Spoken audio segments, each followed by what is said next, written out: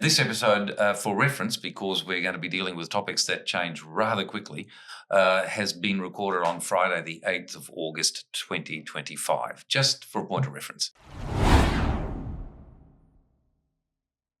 Welcome to another episode of And Why Is That?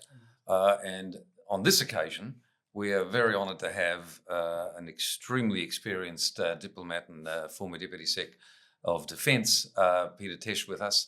Peter was 32 years in the diplomatic corps and foreign service, and ambassador to Germany. And then the topic of our conversation today, you were ambassador to the Russian Federation. A storied career, and I'm sure you've got a few stories to tell us as a result. So we'll kick off as we normally like to do. Our last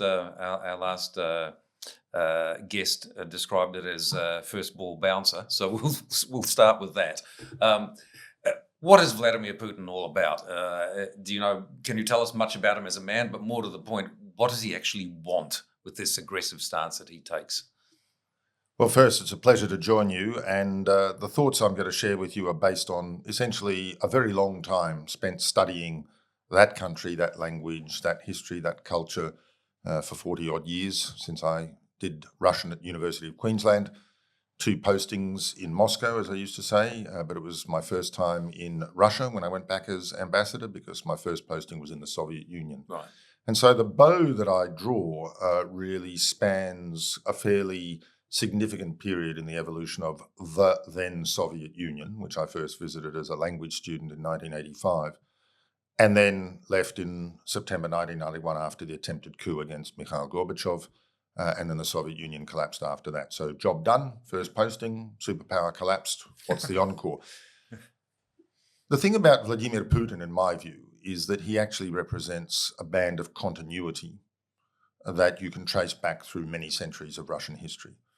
And people, I think, mistakenly believe that he is an aberration, whereas in fact, Boris Yeltsin's decade, that era of wild Klondike capitalism and sort of relatively unfettered flirtation with democracy, as we might recognize it, but certainly not democracy as we practice it, was probably the outlier in Russian and Soviet history.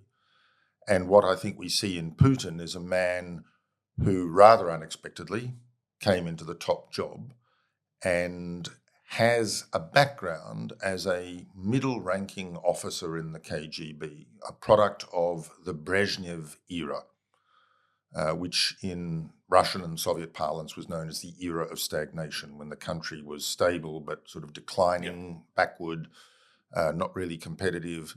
And I think Putin saw everything that he had been trained to believe in just dissipate overnight in 1991. And we know from his biography that as a KGB officer stationed in Dresden, he saw the popular uprisings in the then East Germany, the German Democratic Republic. Important to remember, he was not some super spy. There's a tendency to think of him as almost an Ernst Stavro Blofeld, the sort of sitting at the head of Spectre. Yes. He was a lieutenant colonel in the Right. KGB, stationed in Dresden in the GDR, the most quiescent, compliant part of the Soviet bloc. Bit of a backwater, you're suggesting. Well, certainly a safe, tame place. He was Yeah. not out there recruiting the next Ethel and Julius Rosenberg, stealing nuclear secrets, which is simply important to keep in mind because otherwise we run the risk of persuading ourselves that he's 10 foot tall, and he isn't. And he's been very good at managing the narrative that conveys the sense of omnipotence and omnipresence on the part of the Russian state. But he is a real believer in the fundamental greatness of Russia. And there's a lot of pop psychology about how he spent his time in COVID, in isolation, drenching himself in historical tracts. But he certainly, I think, gave us a clue when in 2005 he described the collapse of the USSR as the greatest geopolitical catastrophe of the 21st century. Yeah, that was pretty obvious. And then in 2007 at the Munich Security Conference, he delivered a speech which unnerved people at the time, but perhaps the significance of that has only become clear in the last 15 or so years, when he called out US preponderance and declared multipolarity, criticised the US as a hyperpower for overstepping the boundaries of power. And I think at that point decided that there was no convergent strategic pathway for the Russia that he perceived and the West. So he is, I think, possessed of a deep resentment about the wrongs that he sees were done to Russia, the manipulation of Russia, and the fact that given his KGB training, there is always this fundamentally conspiratorial view of the world. Does he have a victim mentality then? Is that why he sees Russia as being a victim of the success of the West? I think perhaps not so much of the success of the West, but Russia was gulled by the West. I know from a friend, he had to be really strong-armed into putting in a token appearance at the open coffin of Mikhail Gorbachev, because the point was made to him, this was the first president of the USSR. Yeah. You are the president of Russia, the legatee state. Mm-hmm. But I think he deeply resents everything that was done to diminish Russia's standing, and he believes that Russia was exploited by a West that was bent upon its evisceration and potentially also its physical dismemberment. And we've heard him talk to these themes many times. So he is a Brezhnev-era intelligence officer, possessed of a deep sense of having been wronged and of the need to restore Russia's greatness. And he looks back to what, in his mind, is the core of the great Russian Empire, which is essentially geographically modern Russia, Ukraine, and Belarus. Beyond that, he wants certainly to secure the periphery. So I don't think he's about physically reconstituting the USSR geographically. But certainly he sees that the time has come to re-establish spheres of influence. And he spoke in 2023, as I recall, at the Federal Assembly, which is an annual gathering. And at that speech, he recalled and criticised the West for wanting to destroy what he called the legacy of the Yalta and the Potsdam conferences. And of course, for those who know a bit about Second World War history, those were the two meetings of the Allied Big Three who carved up the spheres of influence in Europe and determined how to divide vanquished Germany.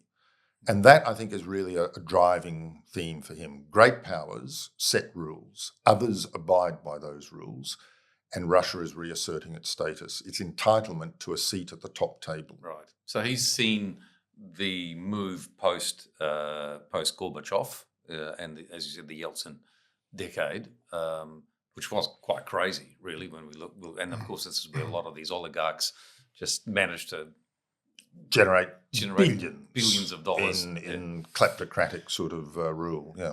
But the theme that you mentioned, and you're the student of Russian history, we're not, but in the little that I've read about it, it is a recurring theme of the Russian empire or the Russian the Tsars and the Boyars who either supported or undermined them from time to time. Yes. That Russia is being usurped in some fashion by the West, or is the West is constantly looking to tear apart Russian spheres of influence or Russian territory. Yes. And this seems to have been the justification for numerous conflicts through the centuries.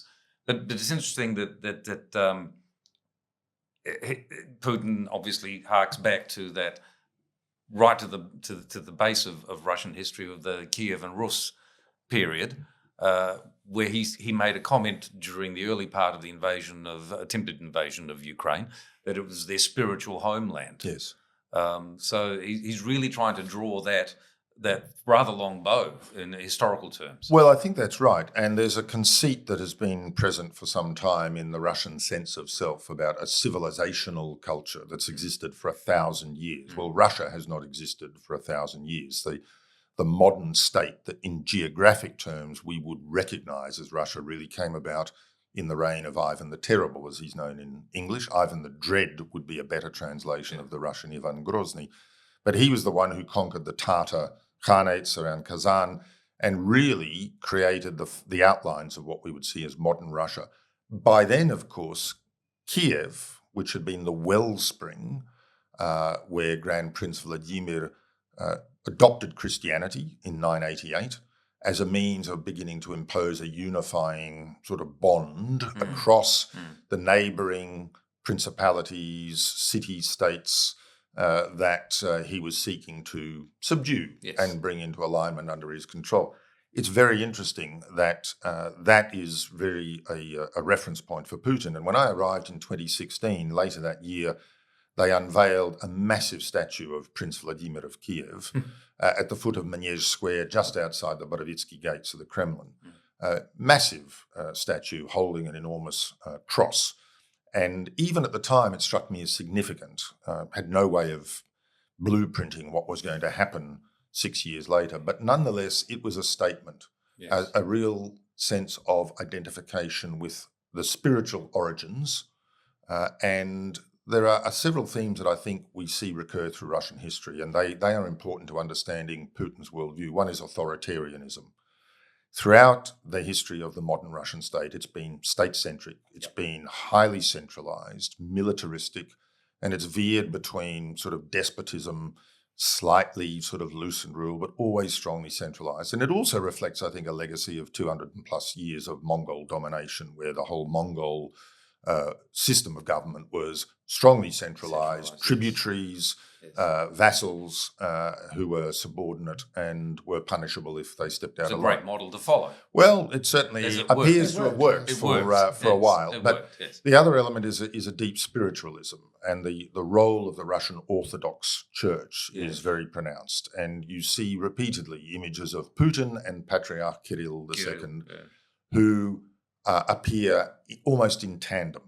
And I used to describe this, reflecting on my time in the Defence Department, where we talk about the diarchy, the Chief of the Defence Force and the Secretary of Defence, who conjointly run the portfolio, the military and the civilian organisation. And in a way, Kirill and Putin are the diarchy of Russia.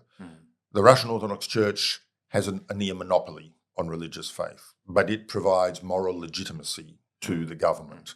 So there is a symbiotic relationship there that builds on a deep fundamental spiritualism that underpins the Russian culture.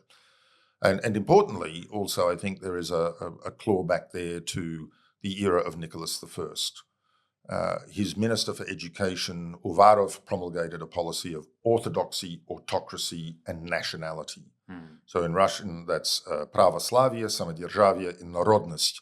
And the word narodnost in Russian doesn't really render quite precisely as nationality, because in English that word speaks to the label in your passport. In Russian, it speaks to a much more visceral sense of spiritual identification and self-identification. And Putin repeatedly invokes what he calls the Ruski Mir, the Russian world. So that is Klansmen, ethnic Slavs, Orthodox Christians, who identify spiritually, culturally as Russian. Wherever they are, that entitles the Russian state to reach in and engage and to project. The other element is exceptionalism, that this belief that Russia is a different and uniquely privileged and, if you like, asset-rich country, almost by divine destiny, signalled to be the bulwark of civilization, the third Rome. So after the fall of Rome and the schism in the Orthodox Church, then the sack of Constantinople, Moscow became the third Rome. And there was a famous writing at the time that said, a third Rome has risen and there will not be a fourth. And so that this is a deep sense of appeal to the idea that Russia is, by manifest destiny, fated to lead the traditional sort of world. And you see Putin repeatedly invoking traditional values. And indeed, there are visa systems to enable people who are sick of what they would call the woke West. He made a very interesting speech about 3 or 4 years ago. I think it was during the pandemic, where he absolutely eviscerated the whole concept of woke identity. And reading it in isolation, anyone who had questions about the identity politics nature of wokeism as it's projected in an American sense in particular, would have read it and gone, this guy's making sense. But now you put it in the context of that connection to the spiritual heartland, or the formation of the Russian state, and the way that the state authoritarianism and the church work together. But it's interesting because during the Soviet years, the church was marginalized. Yeah. and yet it survived. It was marginalised, but it was also instrumentalised. Right. It was the focus of suspicion because, of course, it had this innate rallying and organisational strength and, of course, moral authority. And it speaks to the populace on a weekly basis. Absolutely. But at the same time, it was a great vector for the state to be able to reach in to the communities and understand. So even as they were destroying churches, converting them into warehouses, even as they were persecuting the priesthood, they were also recruiting the priesthood. And there is a pronounced sense that Patriarch Kirill is at the very least a fellow traveller, if not a uniformed member of the Russian and before that Soviet security services. So whether that is true or not is really irrelevant. The point is the church contributes to what Putin, when I was there on my last posting, referenced as what he called the duchovные skrepi, the spiritual ties, the spiritual bonds, the notion that this is something that reaches deep into the Russian psyche and appeals. And at the same time, and a number of exiled Russian journalists have commentated and written about this, it was a deliberate element of Kremlin statecraft to reach across the political divide into Western countries, to appeal to what we would describe as the right, centre-right, Yes. national populist sort of views. So whether it's Alternative for Deutschland in Germany, whether it's Marie Le Pen in France, whether it's the ultra-Christian conservative movements in the United States, I think there is merit in the argument that this was a deliberate part of Kremlin foreign policy to appeal over that, in their view, temporary manifestation of whoever the government of the day was. And that was to make the case that we have a common cause. The last element, and I think the other thing about exceptionalism that's worth bearing in mind too is we often fail to understand in our culture that which deters us does not necessarily deter other people. And I often illustrate that with an image that I took when I was driving by car along the Volga in January of 2018, and we were about 100 kilometres in either direction from the nearest town. It was minus 24, plus wind chill. The snow was blowing across the road. And coming towards us, I managed to get the phone out in time to take a photo, was a motorcycle and sidecar. And I use that to illustrate the point that I'm not into cultural, historical or geographic determinism, but if you live in circumstances where your agricultural season is maybe 3 months, where your geography, your climate, the remoteness dictates the realities of your daily lived experience, your yardsticks differ from ours. And sanctions that say you can't visit Venice, well, okay, Venice, menace. So these things that we might see as, in an accountable democracy, challenges to government, consistent with the old dictum, we know what needs to be done, we just don't know how to be re-elected once we've done it. Putin doesn't have to worry about being re-elected. And the last element, briefly, I think is what I call convulsion. If you look at even just the 20th century history of Russia, the short victorious war against Japan of 1905, which ended with the virtual destruction of the Imperial Russian Navy at the Battle of Tsushima, the outbreak of World War I, the abdication of the Tsar in February of 1917, the Bolshevik coup of October of that year, civil war for 4 years, collectivization, industrialization, Second World War, Stalin purges of the late 30s, and then on the periphery in the Warsaw Pact countries, the workers' uprising in East Berlin in 1953, the invasion of Hungary in 1956, of Czechoslovakia, the decay and the collapse of the East German state and the Warsaw Pact, and then what Putin would call the colour revolutions in Kyrgyzstan, in Georgia, in Ukraine in 2004, in the Baltics. It's inconceivable to the Kremlin that this is the act of organic, spontaneous national sentiment. This must be manifest from outside. And it's interesting that in 2015, on one of his sort of telethons, he does these sort of 7-hour call the president and pose unscripted questions. So you get dairy farmers from Siberia asking the president's views about the prospects for nuclear disarmament and non-proliferation because they're deeply concerned. Yes, clearly. But he invoked there the accepted narrative. Historians debate whether this was actually said, but it was good enough for Putin to quote it, that Tsar Alexander III in the late 19th century allegedly said to his son, the future Nicholas II, Russia has only 2 loyal allies, its army and its navy. All others fear our size and at the first opportunity will unite against us. So this sense of beleaguerment of an external threat that Yes. may be nascent, Yes. but can very easily be whipped up Yes. and used to justify actions and policies is something that is very prominent. And you could open any media on any day and see quotes from the Kremlin, from Putin, from the mouthpieces that would reinforce this notion that they're all against us. And in an autocratic state, and you make the point that Russia really has never been a proper democracy, As we would recognise it, and that yes, people who tolerate very harsh conditions and different geographic situations and whatever will not respond in the same way if somebody cuts off their Netflix. Yeah, they don't really give a damn. But that sense of being hard done by, and you made the point about the Tsar talking to his son, saying they fear our very size. So there's a sense of vulnerability simply because it's a big country, Yes. and people can nibble away at the edges of it. So is this part of this context of trying to understand why the Soviet Union did it, wanting the buffer zone around the motherland? And indeed, again, it's attributed to Catherine the Great that borders are inherently fragile and vulnerable, and the only way to secure them is to continually expand them. Now, there's a Russian conceit that Russia's only ever fought defensive wars. It's interesting that every time it's fought a defensive war, its territory has enlarged. It's increased. And So so, successful policy. yeah, that's right. And I think if you look at Siberia, resource-rich, Yes.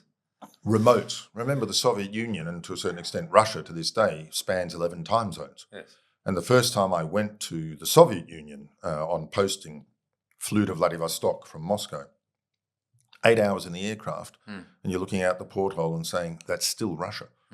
And you fly for 9 to 10 hours to get from Moscow to Vladivostok, and it's still Russia. So the vastness of the place helps inculcate this sense of vulnerability. If you look at their perception of their lived history, whether it's Mongols, Poles, Lithuanians, Swedes, Tartars, Germans, French. Someone's had a go at them. At some point. Someone's been fighting across the country. And there was a wonderful joke in the Soviet era. A Finn finds a lamp on the shores of the Baltic and rubs it, and Genie pops out and he says, you've got 3 wishes. And the Finn says, well, I want China to invade and occupy Finland. Genie thinks that's a bit weird, but grants it. Then the Chinese withdraw, and then he says, what's your second wish? I want China to invade and occupy Finland again. So does that. And then the third time the Finn asks for the same thing. The Genie says, look, I'm bound to grant you your wish, but I've just got to ask you why. He said, well, they have to come across Russia. And so there is this sense of this vulnerability. But at the same time, I don't want to overstate it. No Russian friends of mine like suffering any more than anybody else. But they do have a threshold that is different. And if you look at the Yeltsin era, when there was access to Soviet archives, now closed, now subordinated to the president of Russia, consistent with the dictum that he who controls the past determines the future. Yes. Researchers in Melbourne had access to some of those materials and quite authoritatively have been able to assess that what you might call excess deaths, so due to causes outside normal birth rates, etc., in what one has called the catastrophic years of Soviet rule. So from 1914, the beginning of the First World War, leading into revolution, civil war, etc., until the death of Stalin in 1953, total 55 million people. So 27 million is the generally accepted number for the Second World War. Collectivization, industrialization, famines, civil war. But important within that group, the Soviet state also put to death large numbers of its people. And in the period from about 1922 to 1953, so after the promulgation of the USSR, there were a certain number of archivally documented executions, about sort of 800,000. But in 1.5 years of Stalin's Great Terror, 1937 to 1938, some 692,000 people were executed by the Soviet state. So again, that is simply to say yardsticks and the perception of suffering and the lived experience of people matter in how they perceive what is being done to them in the eyes of the Kremlin and what is being done in their name. And we have to understand that. And this is why I think language literacy, cultural literacy is so important, because it's not about conversation, it's about comprehension. Yeah. It's about an ability to understand why from that side of the table the world looks a little bit different. Doesn't mean we have to accept it. But unless we can comprehend that, we're bound to make policy misjudgments about how we deal with it. Two questions. One, picking up on the fact that Putin has harnessed this spiritual connection, history, narrative to create a narrative that legitimizes his authoritarian rule, but he's effectively also harnessed a kleptocracy, yes? And he's surrounded by people vassals, basically. Yes, vassals, basically. But obviously he distrusts them because from time to time they fall out of windows.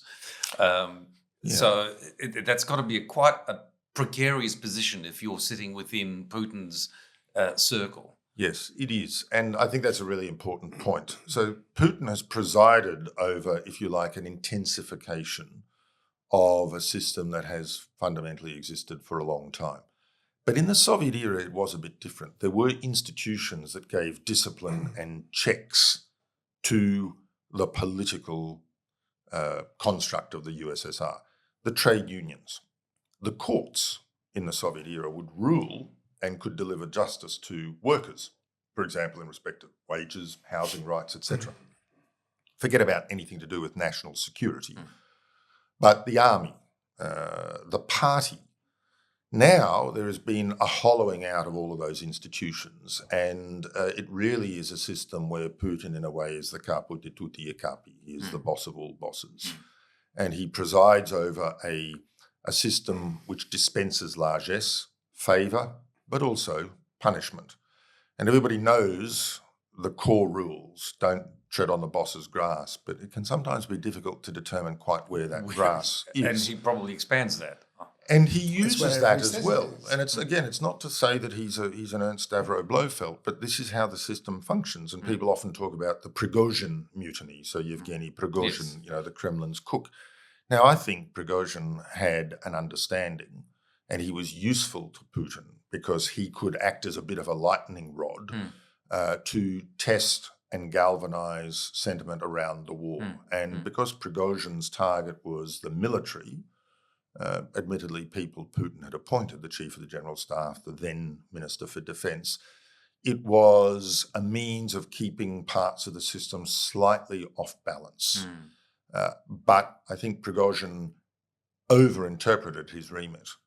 And when he decided to lead the march on Moscow, it was not to overthrow Putin and the Kremlin. It was really to sort of signal to the Kremlin, you are being gulled by these people who are failing. They're not giving my troops ammunition. They're mismanaging the war. They're corrupt. Everybody's corrupt, but they were corrupt in an area which had ramifications for national security, as we saw with the Minister for Transport, who was on the eve of being arrested for embezzlement in relation to construction of defensive fortifications in the Kursk region when Ukraine went in and occupied part of that region for several months. And I think Prigozhin exposed vulnerabilities because as he began his march, nobody rallied to stop him. The army didn't, the National Guard didn't, the KGB didn't. And I think that's because they weren't sure what should they do. But ultimately, I think it really proved that at the core of the system is this mistrust and risk and vulnerability. Right. And ultimately, Prigozhin paid the price. Do you think Putin panicked at that moment? I think Putin, whether he panicked, I think he was unnerved. People, again, think he's this bold, risk-taking adventurer. He's certainly skilled at reading the other side's tells. I mean, so people say he's a chess player. He's a poker player, but he doesn't rush into decisions. And there have been periods where he's just dropped out of view to see what happens, who moves. And also, I think, because he's not confident that if he says over the top, everybody will necessarily go over the top. Yes. Because it's a Byzantine system. And there's a Russian saying, bliz tsarya, bliz smerti, to be close to the Tsar is to be close to death. And it's tricky to be in that inner entourage and to try to read the boss's requirements. And I think this has become ever more the case as the Navalny sort of anti-corruption movement exposed more and more of what was at the heart of the system. And it's also worth looking at these sorts of things through the eyes of Russians. There was a very clever, witty cartoonist called Sergei Yolkin, who doesn't live, as far as I know, in Russia anymore, certainly isn't published. But I have a cartoon which is titled Democracy in Russia. And there's one little group of stick figures, pinhead figures carrying banners saying, the authorities lie and steal. That's 15% of the population. And over here is a large group of stick figures carrying banners saying, let them lie and steal. 85% of the population. As long as they keep away from us. People have this cynicism, this realistic cynicism, but at the same time, there is a passive acquiescence. This is the system. And I remember chatting with somebody I'd known for quite a while in 2016 on the eve of, I think, either mayoral elections or maybe Duma elections to the Russian parliament. And the opinion polls were showing that the candidates opposed to the ruling United Russia Party were polling much higher in Moscow and Petersburg. And I just asked, out of sort of rhetorical whimsy, what's it like in the boonies out there in the countryside? And my interlocutor said, well, what do you expect? They come from the mayor's office with a ballot box and say to Granny, put your cross there. And again, out of whimsy, I said, well, what happens if Granny puts her cross somewhere else? And he just looked at me and said, well, in that case, tomorrow Granny gets her gas cut off. And that's minus 24 degrees. And that tells you a lot. There are no illusions about the system, but there is also just this sense of, all right, we know how to work it. We'll look after our interests, which again is not a moral judgment. It's simply the reality. The way it works. And I think we just do also need to be careful that we don't think that there's cultural or historical determinism, because there have been flirtations with reform, under Khrushchev in the 60s, which ultimately led to his ouster because he was proving too erratic. And he unnerved the party, and people were wondering just how far was this guy going to go. But we've had these episodes, including in Tsarist Russia, where there have been tinkering with reform. But as one prominent Russian commentator once said, all attempts to reform Russia have ended up with power concentrated in the hands of one man. So with the period of globalization that we've endured over the last 20 years or so, where everybody wants to be in the same market, buy the same things, do the same things together. Russia hasn't been part of that particularly, I wouldn't have thought. Is there any, can they... Well, other than being an exporter of energy largely, and that was a cunning move on Putin's part in terms of making Western Europe dependent on their gas. But in terms of economic development and ingenuity and advancement, do we see what goes on in? We don't. Well, really, we don't. But there's been a lot of business experience over many years, and you talked on about the kleptocracy, and the fact is corruption is endemic. And the further away you get from Moscow, the more dependent you become upon the local authorities, because when you're in Vladivostok, 8 hours time difference from Moscow, that's your lived reality. And I think this is one reason why the Russian military failed to perform to the standards that everybody assumed it would after February 2022. The fact that money continues to be embezzled, and we're seeing this constant, almost daily arrests and purges of senior people. A First Deputy Minister for Defence has just been sentenced to 13 years jail for embezzlement.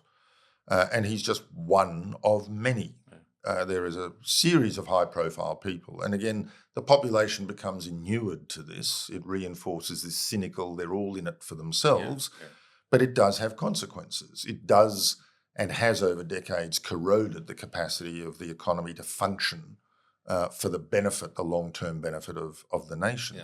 So while they've been ripping out forests, ripping out sort of coal and oil and gas, that's been skimmed and the investments have not been made in long-term productive economic capacity. So one reason why I think we're seeing the Russian economy ostensibly showing fairly strong growth has been massive injects of government funding into the military-industrial economy, payment of high bonuses to get people to sign up to the military. Wages have gone up.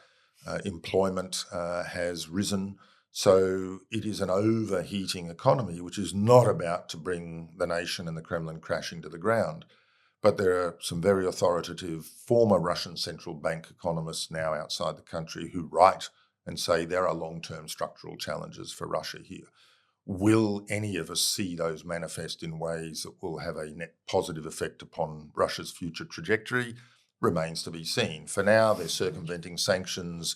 They've got countries conniving with them to defeat Western-imposed sanctions. And we have, at the time of speaking, an imminent summit between Trump and Putin, which potentially will see the lifting of sanctions on Russia for no strategic gain. I'll just come back that to, has been I'll come back to the articulated. Trump-Putin relationship in a moment. You mentioned the Prigozhin mutiny and Navalny as well. And the dispatch of both of those gentlemen was a pretty naked display of authoritarian power. Yep. I mean, he didn't really give a damn what anyone thought, just got rid of both of them. Absolutely. And the way you describe it, it's interesting because coming from a Greek background, having spent a little bit of time there, there must be some commonality with the Orthodox Church, I have to tell you, because this dominance of the Orthodox Church in people's lives still, even in Greece, perhaps not as much as Russia, it's a bit more westernized, but it does generate that cynical attitude of politics is all just a bunch of guys in it for themselves, and what does it really matter? Just let them do what they're doing. And there are sayings. And how do I get a bit of it? Yeah. There are sayings in Greek. After the kan. That's normally what they do. Yeah, it's very similar to that attitude, and also a sense of obviously history and some sort of spiritual connection with the place, but also a little bit of a sense of being victimized and having been occupied by the Ottomans, and Constantinople should still be Constantinople. Come on, it was only 1456. Come on, it's still fairly fresh, But that sort of mentality, that seems quite common. But when we come to Trump and Putin, Trump, I've heard you describe him as transactional.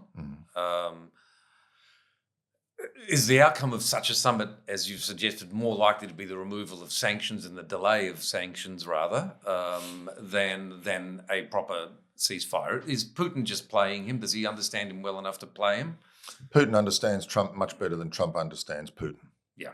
And it is galling that given all of the expertise that the American system has developed over decades in the Soviet Union and in Russia, that Trump has demonstrated such indifference to truly understanding the nature of the system and the adversary with which he's dealing. He has this supreme belief in his superior ability to do deals. Now, we have not heard anything from President Putin since February 2022 other than a absolutely laser-like focus on dealing with what he calls the root causes of the conflict in Ukraine. And ultimately, that's Kremlin code for the existence of a sovereign, independent, politically autonomous Ukraine that is not subject to veto by the Kremlin. And in the way that Belarus is. Well, Belarus is more compliant, but Lukashenko is like that sort of, smelly farting uncle who turns up at the barbecue, and none of the family actually wants to sit next to him, but you got to humour him. But the simple reality is there is a much tighter hold, and there is the union state of Belarus and Russia.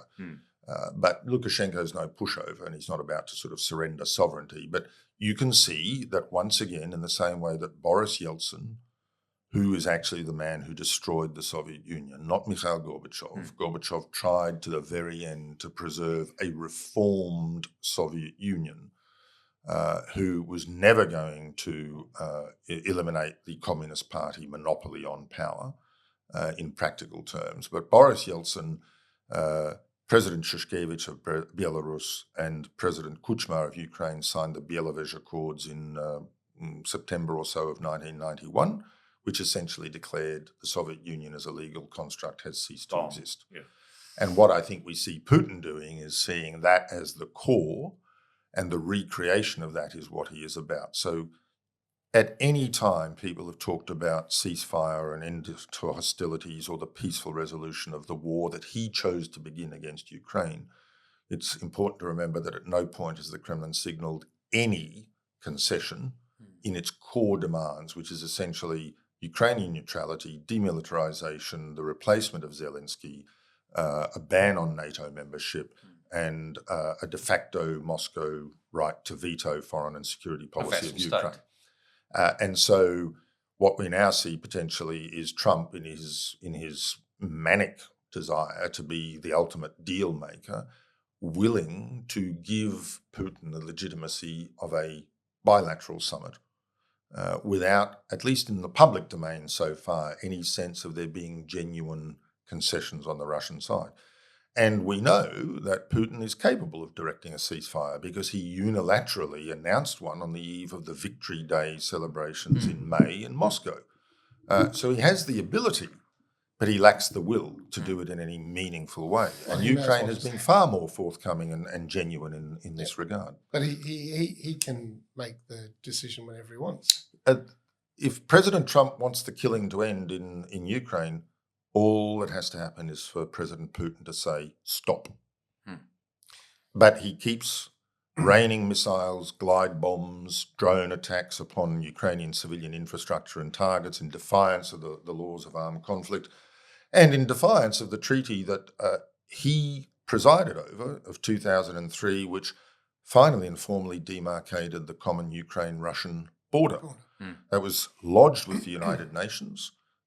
President Putin was responsible for foreign policy in 2003, and that clearly demarcated Crimea as within Ukrainian territory. In 2014, he marched in. Well, in 2007, he actively supported domestic uprisings and secessionist movements in Donbass. And of course, part of that, as we saw in 2014, was the downing of MH17. Yeah.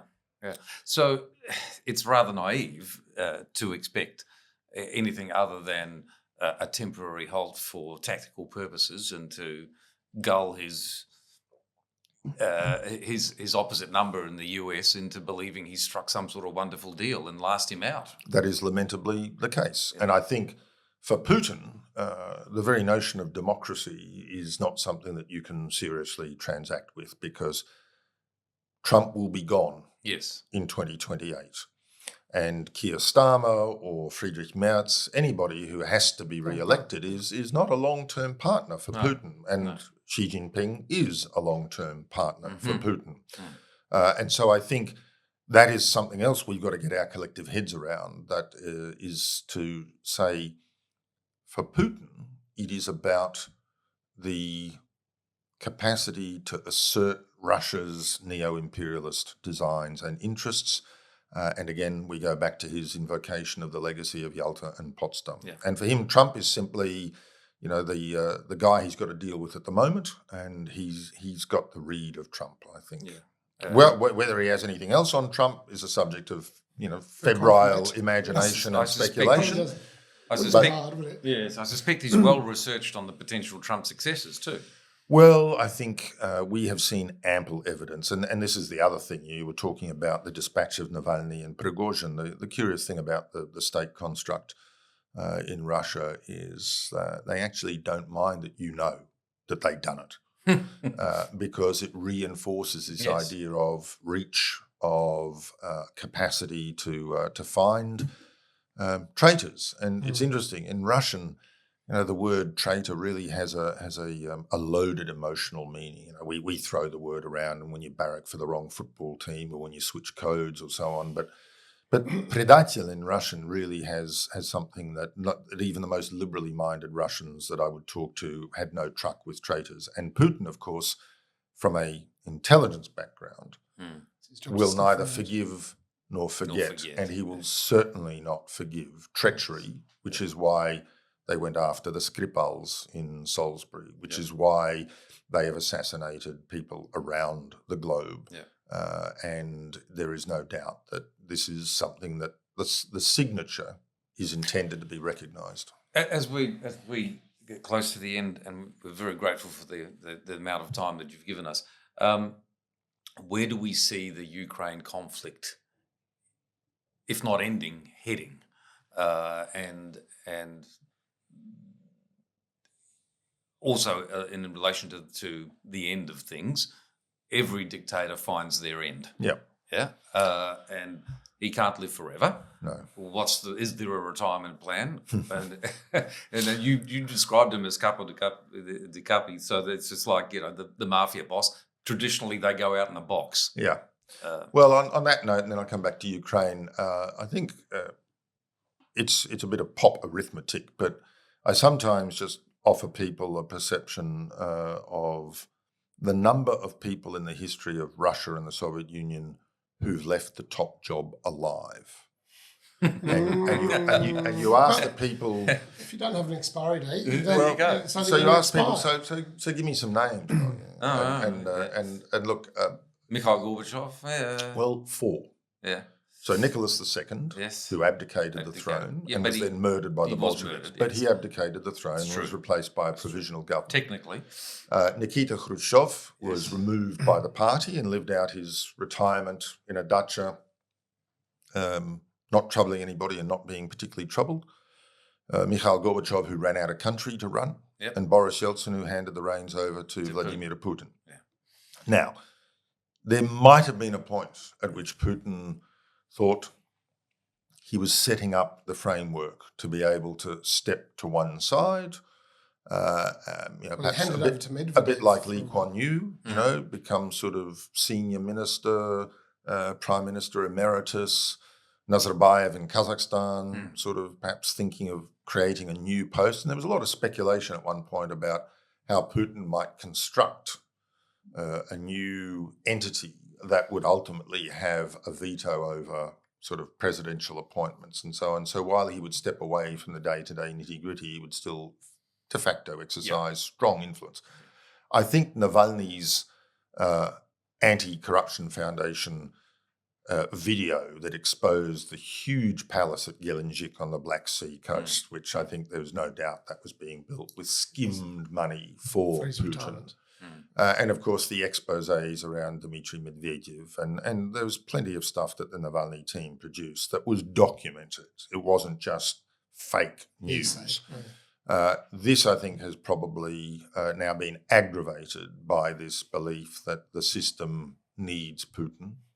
And I don't think he has any plans to retire. So what happens when he dies? Well, perhaps if you're thinking about sudden demise, a more telling question is what happens if Zelensky suddenly dies in relation to the Ukraine war.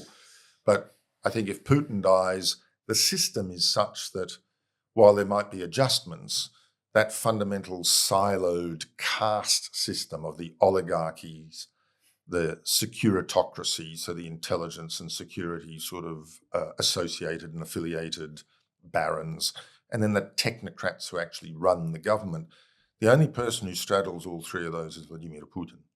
So if you're an oligarch, you tend not to have a prominent position in one of the other silos. And if you've seen the film Death of Stalin, it's a little bit, again, pop psychology, but I reckon that scene where they're all racing and jockeying because what they don't want is that bastard to get the top job, there'll be a bit of that. Now, there's always speculation about whether the oligarchs will unite and overthrow Putin because he's costing the economy too much, he's costing them too much. I mean, the first person over the bags will find that no man's land can be a pretty lonely place. With me, fellas. And this is where I think we saw Prigozhin come the cropper, because suddenly you saw just how exposed you were when you broke cover. So I don't think Putin plans to go anywhere, but there is a lot of writing by thoughtful and authoritative and connected people, Russians in exile, who are identifying how he is manoeuvring the sons and to a certain extent daughters of the old guard into positions of authority. So deputy prime ministers, ministers, people who are invested in the system, but by manoeuvring them, you're also showing fealty to the old guard. You're buying their sort of continued loyalty and acquiescence because you're looking after the offspring. And I think we see that pattern in other countries, and we've seen that pattern in history. So creating that framework where perhaps there will actually be the stability which allows people to say the system will continue and we'll tweak it.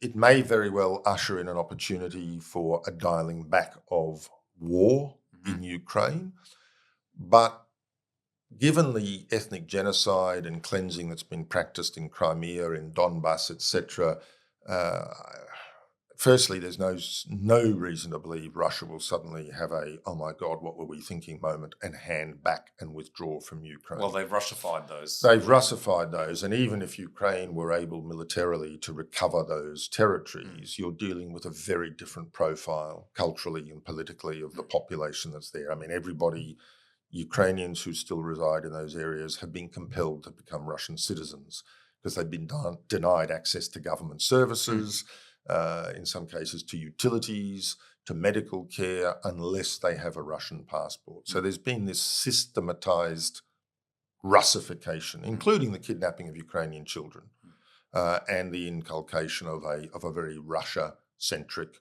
view. Which is setting up for the next generation. And so there will be, I think, if conflict is frozen, which is probably the best outcome, most likely outcome, not the best, but the most likely outcome we'll see, because Russia, while it is grinding forwards, has not been able to strike a decisive blow to finish off Ukraine, nor has Ukraine been able or politically willing to mobilise enough young people. And by now, it's a bit like the Western Front of the First World War. You have very heavily fortified positions. You'll make incursions. But ultimately, what we've seen with the loosening of constraints in the last period of the Biden administration on Ukraine being able to use Western-supplied weapons to strike into Russia, not civilian targets, although they're obviously causing chaos at airports, but to go after the staging posts from which death is being delivered to Ukrainian civilians, the fuel dumps, the ammunition depots, the airfields, the extraordinarily sophisticated and well-executed strike on the Tupolev 95 strategic nuclear bombers, the idea that we can bring this war to Russia. But it's not Ukraine that invaded Russia. Russia invaded Ukraine. And I think as long as Ukrainians are politically and personally willing to fight and die for their sovereignty and their independence, it's not for any external party to say, no, you must stop that.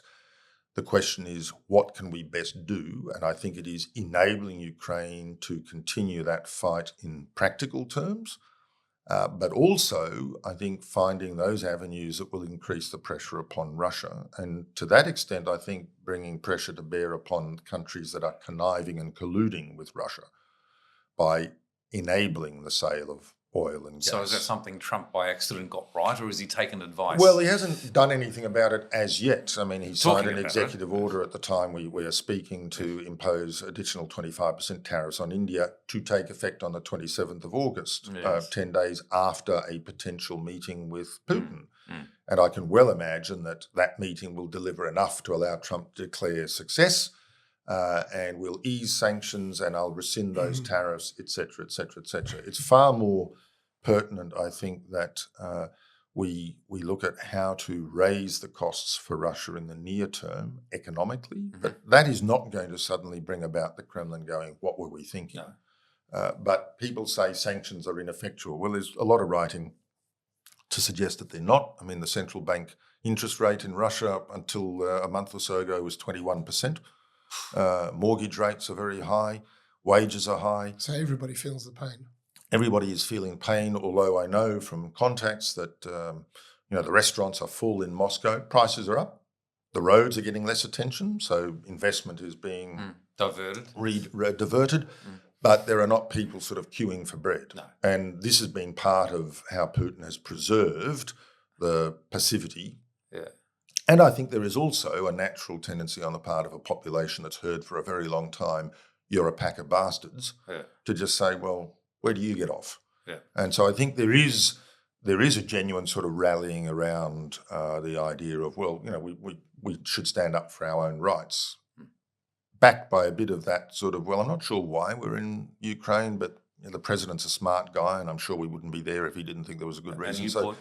So you have all of Yeah, these things yeah. coming into play, but I think we need to ensure that Ukraine, at the very least, can staunch further Russian ingress. Yes. And we need to find the levers that will make Russia stop visiting death by long-range missile Right. strikes and glide bombs and drone So attacks. that suggests, as you mentioned before, a frozen conflict, which we've seen in other parts of the world. Yes. For very long periods of time. I mean, Korea is a frozen Sure. conflict. What you mentioned before in terms of Putin doesn't see democracy as democratically elected leaders as viable partners. We didn't even get into the relationship with Putin and Xi, but that's perhaps a topic for another day. In that context, that could be positioned as a win for Trump. I stopped the killing, Yes. but also a win for Putin in that we'll just last him out, and then Absolutely. then we'll come again once we've replenished, and Absolutely. and Zelensky will be gone, and Zelensky will be gone, and Yes. that'll be part of that'll be part of the price. He'll be that'll doing be the part of the speaking tour in deal. the This US, guy's yeah, not yeah, legitimate, yeah, and yeah. there's a lot of sort of false, I think, reporting around. Will Putin negotiate with Zelensky? Well, he backs and tracks as Trump does. So he has basically said, I am willing to talk with Zelensky, but I'm not going to conclude a deal with Zelensky because he's not legitimate and he won't be able to deliver. So he constantly says, yes, but. And that creates that veneer of reasonableness and willingness to negotiate. But again, I repeat, if he believes in a ceasefire, he unilaterally announced one for the Victory Day. So if he could do it then, he can do it now. He can do it now. Yeah. Why would you sue for a ceasefire when you're Winning. You're winning. In your eyes, you're winning. You're winning. Yeah. And- And you made the point. The populace A is inured to that sort of ongoing struggle. It's part of the spiritual foundation of the country. But they're not lining. You made the point. They're not lining up for bread, and they used to line up for bread. No, but So things are better than they used to be. in the remote and regional areas, the war has actually been an economic bonus because the government pays the relatives of dead soldiers a huge amount of money, which is And certainly that's what it reinvigorated says the it economy. does. It says I'm it not does. sure how much of that money gets there. But look, ultimately, all of these things build over time. But I think, yes, Putin wouldn't see much evidence, and how much of the reality is being honestly reported to him is also speculative. But nonetheless, if you were Vladimir Putin and you have committed yourself to this course of action, this now becomes one of the things that binds the nation. And you will outwait 3 or 4 year presidencies or prime ministerships.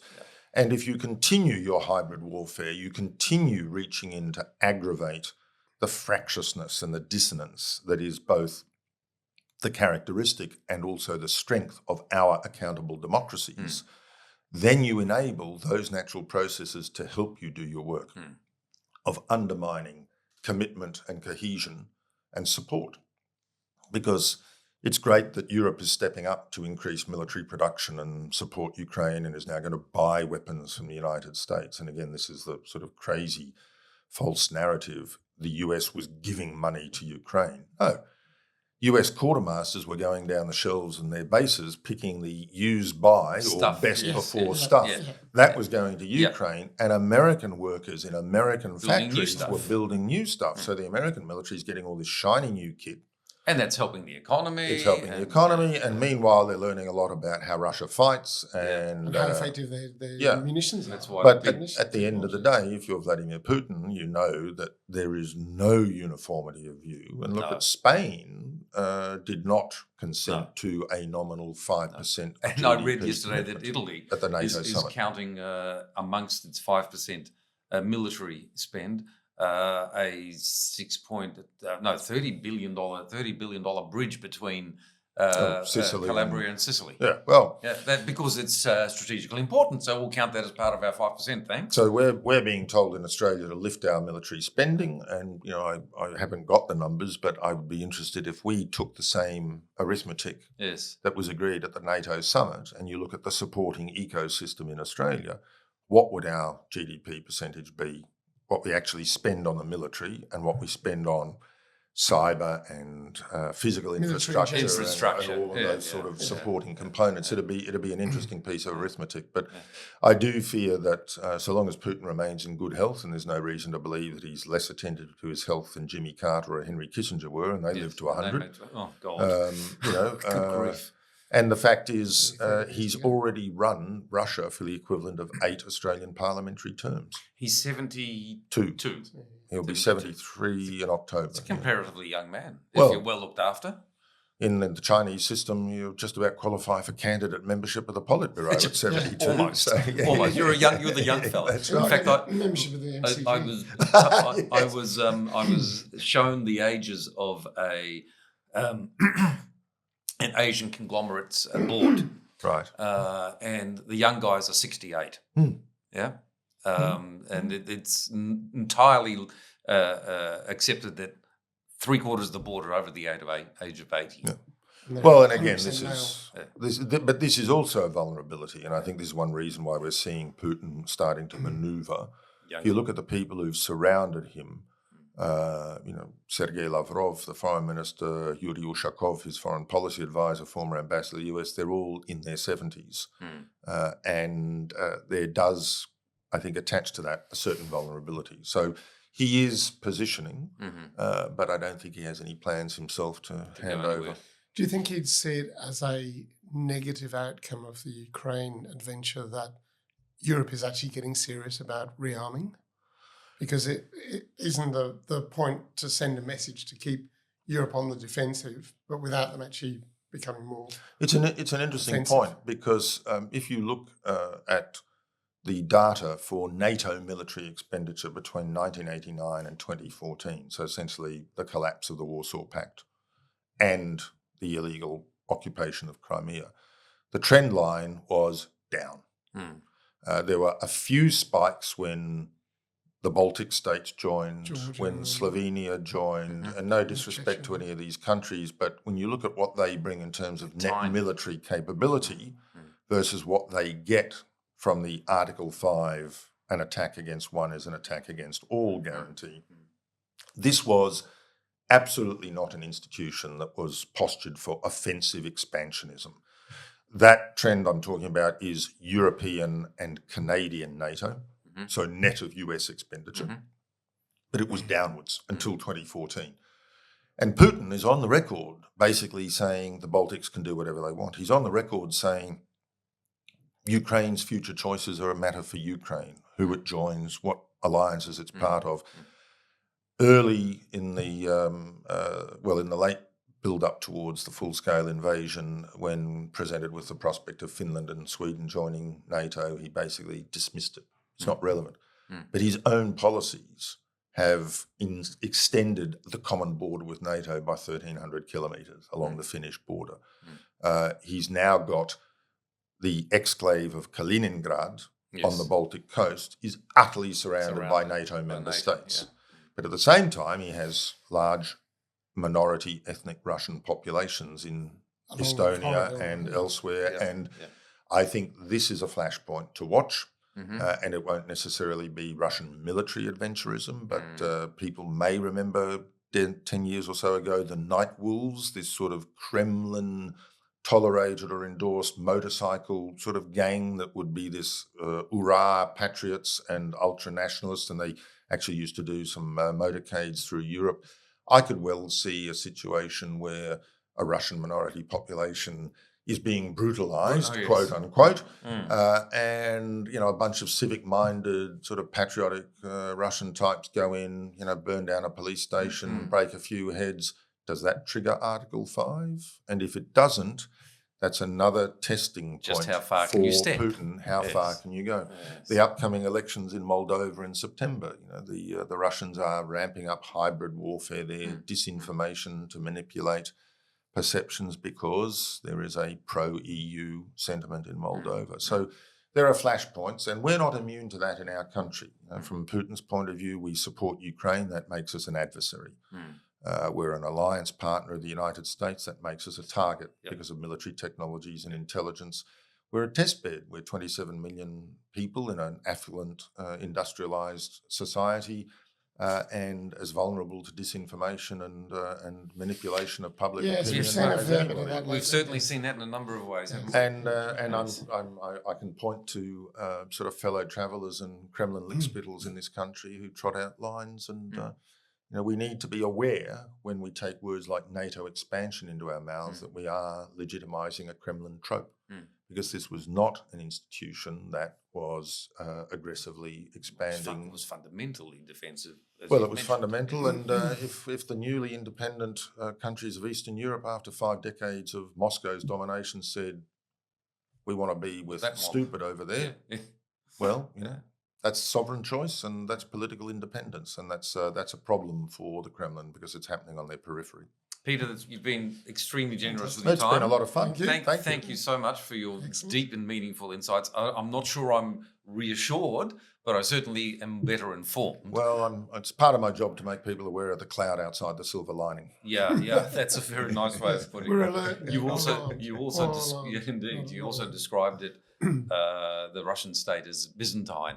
And the Third Rome, and it truly is Byzantine in the way that you're describing it, in the sense of the word that we use, the internecine struggles, the whole politics of the place. I just want to end by making very clear, I am not a Russophobe. My problems are with Kremlin policies, and I've got to say I've spent 40 years immersing myself in the language, the history, the culture, the politics. And I treasure friendships I've formed and sustained over the years with Russians. We make a mistake when we talk about the Russians, just as we make a mistake when we talk about the Chinese. Exactly. And I think in our narrative, we need to be very mindful of that. So in that spirit, been great to have a chat. And thank you very much. I hope and we can do this again. Dear listener and viewer, by the time you see this in about a week's time from when we're now speaking, a whole bunch of other things might have happened. So let's stay tuned. But I'm sure those insights will be very, very useful in interpreting what's taken place. Thanks very much. You're welcome.